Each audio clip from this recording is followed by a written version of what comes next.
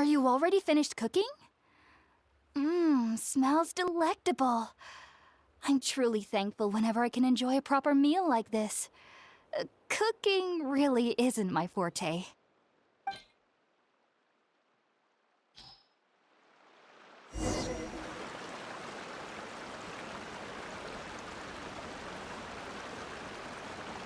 Even though everything you mentioned was in Tighnari's letter, it's still hard to believe you were able to connect with Irminsul immediately after smelling Spiritborn eel for the first time. It took me nearly 3 years before I could do so. And everyone at the Academia even lauded me as a genius. You should know that some researchers spent their entire lives without ever successfully connecting with Irminsul as you have. So why does this incense allow people to connect to Irminsul? The ingredients used to make Spiritborn eel primarily consist of plants created by Greater Lord Rukkhadevata. These special ingredients are conducive to heightening our senses to the DENDRO ARCHON'S power. Since the root of the DENDRO ARCHON'S power lies within Irminsul, we can occasionally tap into her powers to peer into the depths of the earth. Naturally, anyone who can establish a connection with Irminsul in their first ever attempt must be a person of great understanding. Makes sense. But Paimon's got a question. Why was he sensitive to the smell of those plants for such a long time? That was primarily due to his body's unique constitution. Stimulated by the incense, he could perceive the DENDRO ARCHON'S power and experienced a sensory overload, hence the adverse reactions. Taking in any scent similar to the ingredients of Spiritborn eel would cause adverse effects. Not to worry though, it appears you've already fully recovered. Technically, your body should still be sensitive to the powers of the DENDRO ARCHON, but unless you're using intentional meditation techniques, the scent of Spiritborn eel should no longer trigger such reactions. Whew. Well, that's a relief. I must admit, I am quite envious of your abilities. Even if it meant suffering from pounding headaches for the rest of my life, I'd consider it worthwhile so long as I could connect with Irminsul at will. Whoa, you're really serious about this whole thing, aren't you? I am a researcher after all. As a member of the Ritaoist Darshan at the Academia, my main area of research is the stars and their connection to the fate of living beings. But there is still so much we don't know, especially regarding the mysteries that lie in the starry skies. Which is why I must turn to the all-knowing Irminsul for answers. If only my perception wasn't so limited. Unfortunately, I cannot guarantee that my every attempt to attune with Irminsul will be successful, or that doing so will leave my consciousness intact. I am currently in the stage of training known as Satyavada life. Many researchers in Sumeru have lost their minds while seeking to attune with Irminsul during this stage.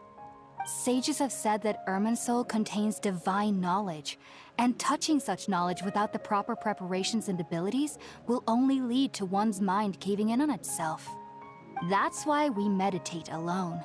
We need to ensure that our minds will be calm while minimizing the possibility of involving anyone else. Whoa, so knowledge from Irminsul can be super dangerous. Aren't you afraid of the risks, HAYPASIA? Of course I do. Especially during nights that are pitch black with no moonlight, and dead silent without even the sound of insects. However, I've been feeling better as of late. I don't get as scared anymore knowing that I have a little neighbor living nearby. I believe that being able to see them is a sort of blessing from the DENDRO ARCHON. But what's strangest of all is that they're clearly an envoy of the God of Wisdom herself, and they have the curious power to make people dream. What's so strange about that? It doesn't sound so out of place for a divine being, does it? Well, it's strange because nearly nobody in Sumeru can ever dream. Huh. Is that true? Yes, well, to an extent. Only children can dream in Sumeru. Adults, however, never do. The sages say that wisdom implies rationality, but that which occurs in dreams is often neither rational nor logical. Yes, if one struggles with anxieties, those emotions could influence their dreams. The fact that the people of Sumeru do not have dreams is seen as a blessing by the sages. They believe that Greater Lord Rukkhadevata, the god of wisdom, is keeping us away from the foolish delusions you encounter in your sleep. I was born into a family of scholars in Sumeru City. Ever since I was a child, my parents would always tell me that I'll know I've grown up once I stop dreaming.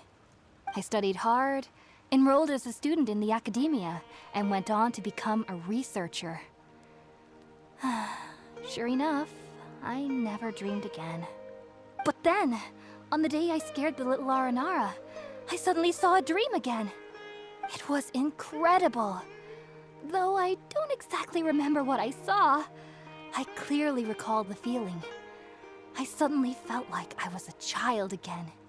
Back then, I was foolish and ignorant as any youth would be, but I was free of fear. Maybe dreaming isn't as bad as we've made it out to be.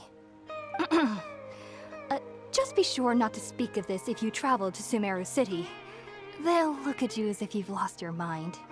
So, do you have any thoughts about the things he saw when he connected with Irminsul? Sorry. I'm afraid I don't have any answers as of now. All I can say is that what you saw is a memory contained within Irminsul itself. World forget me.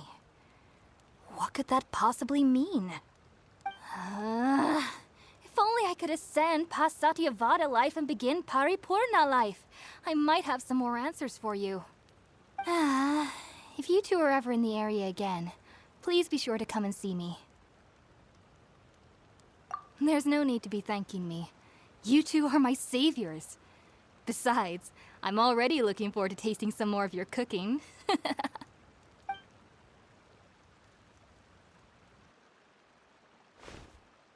that we know Hypasia is alright and had the chance to ask her some questions, Paimon thinks it's about time to head back to Gandharvaville.